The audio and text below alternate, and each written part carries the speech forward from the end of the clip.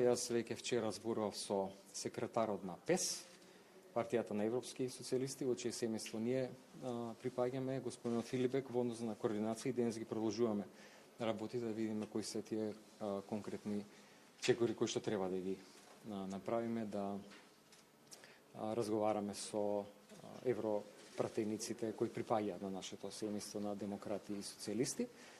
Меѓутоа има едно прашање, а тоа е што е целта на оваа декларација и дали конечно, доколку биде прифатена, тоа ќе биде нешто што за премиерот ќе биде доволна форма на гаранција да се започне процесот на уставните измени. Поради тоа што се има впечаток дека владата секогаш има некакви принципи и црвени линии, меѓутоа ако тие не важат, имаат и други.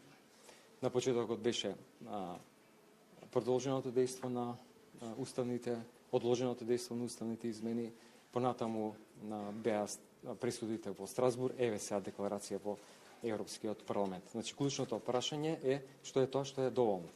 Сметам дека ние како влада сосем доволно направивме да се заштити и јазикот и идентитетот на македонскиот народ.